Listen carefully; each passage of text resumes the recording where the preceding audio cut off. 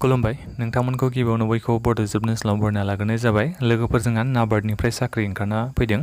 दा नाबार्ड बुङोबा जोंहा फुल फर्मआ जायो national bank for agriculture and rural development. दा बिनिफ्राय लोगोफोर जोंहा डाइरेक्ट रिक्रुटमेन्ट फैदों।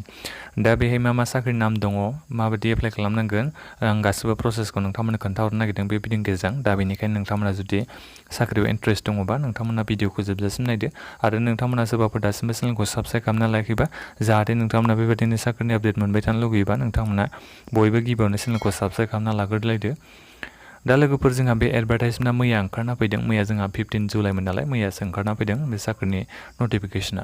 दा बेयो लोगोफोर फुल नटिफिकेसनबो नङा, आं बेखौ नोंथांमोननो सिगाङाव खोन्थाग्रोखाबाय। दा जोंहा एप्लाइ अनलाइना बियो गाबोननिफ्राय स्टार्ट जागोन। दा फुल नटिफिकेसना बियो गाबोन नङाबा दिनै दा हरावफोर बियो ओंखारनो हागौ। दा बे डाइरेक्ट रिक्रुटमेन्ट ओंखारदों बियो ग्रेड ए ग्रेड बिनि। दा बेहाय मा साख्रिनि नाम दं आं बेखौ नोंथांमोननो खोन्थानि। फार्स्ट साख्रिनि नामानो दङ जोंहा assistant manager in grade A. दा बेयो लोगोफोर एसिस्टेन्ट मेनेजार इन ग्रेड ए बे माबे सेक्टरनिनो रुरेल डेभेलपमेन्ट बेंकिं सार्भिस सेक्टरनि बियो साख्रिया। दा बिनिफ्राय बे साख्रिनि भेकेन्सिया गासै दङ 140टा दङ जोंहा। दा साख्रिनि भेकेन्सिया बेहाय एसे मोजाङैनो दङ। दा बिनिफ्राय दङ जोंहा सेकेन्डआव assistant manager in grade A. दा बियो बबे सेक्टरनिनो राजभाषा सार्भिस सेक्टरनि बे लोगोफोर माबाया साख्रिया। दा बिनिफ्राय साख्रिनि भेकेन्सिया बे 7 दङ। दा बिनिफ्राय जोंहा थार्ड नम्बर साख्रिनि पस्टआव दङ assistant manager in grade A.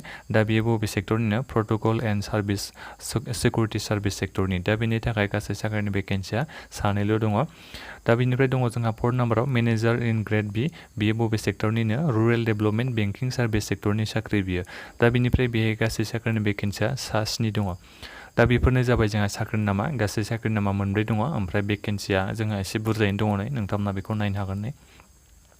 दा बिनिफ्राय लोगोफोर बेहाय होनाय गैया, जेनेबा फरायनाया नोंथांमोनहा बेसेबां जानांगौ, बैसोआ बेसेबां जानांगौ, नोंथांमोना एप्लाइ खालामनाय समाव बेसेबां एप्लिकेसन फिस होनांगोन आरो सेलेक्सन प्रसेसा माबोरै जागोन बेखौ बिथांमोना दासिम होथ'वाखै। दहायनो बुंखाबाय आङो बे सर्ट नटिफिकेसनसो होननानै। दा जोंहा गाबोननिफ्रायनो एप्लाइ अनलाइनाथ' स्टार्ट जागोन नालाय। दा बिथांमोना फुल नटिफिकेसनखौ होगारगोन। आं ओमफ्राय जुदि फैयोबा फुल नटिफिकेसना गाबोन ओंखारोबा आं नोंथांमोननो भिडिअ बानायनानै खोन्थाहरगोन जाहाथे नोंथांमोना मोजां मिथिनो हायो फरायनाया बेसेबां जानांगोन, सेलेक्सन प्रसेसा माबोरै जागोन बेफोरखौ आं नोंथांमोननो गाबोन भिडिअ बानायनानै खोन्थाहरगोन। दा बियो गाबोननिफ्राय एप्लाइ जागोन। गाबोननिफ्राय खैथा समनिफ्राय एप्लाइ जायो बेखौथ' मिथिला, जायखिजाया बियो बेलासिनि 5टाफोरनिफ्राय एप्लाइ अनलाइना स्टार्ट जानो हागौ।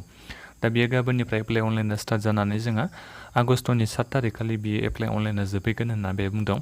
दा लोगोफोर नोंथांमोना बयबो बेनिखायनो चेनेलखौ साबस्क्राइब खालामना लाबानो जाबाय। नोंथांमोना जुदि आपडेट मोननो लुबैयोबा गाबोन नोंथांमोना आं भिडिअ बानायनानै खोन्थाहरगोन नालाय, जाहाथे आपडेट मोननो हायो बेनि थाखाय नोंथांमोना चेनेलखौ साबस्क्राइब खालाम।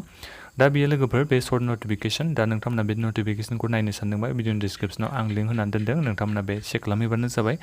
लोगोफोर दा बेखिनियानोमोन। नोंथांमोना भिडिअखौ लोगोफोरनो शेयार खालामदो आरो भिडिअखौ मोजां मोनदोंबा नायनानै लाइक खालामदो आरो नोंथांमोना माबाफोर सोंनांगौ दङबा भिडिअनि कमेन्ट बक्सआव नोंथांमोना कमेन्ट खालामबानो जाबाय। आरो आं बुंखादों नोंथांमोनखौ बे एपइन्टमेन्ट डाइरेक्ट रिक्रुटमेन्ट लोगोफोर, नोंथांमोना बे मार्कआ मोजां जानांगोन। बेफोरनि भिडिअखौ आङो नेक्स्ट भिडिअ खालामसै, फुल नटिफिकेसना फैयाखै नालाय। दा बेखिनियानो लोगोफोर, नोंथांमोना बयनोबो भिडिअखौ शेयार खालामबानो जाबाय। गोजोन्थों।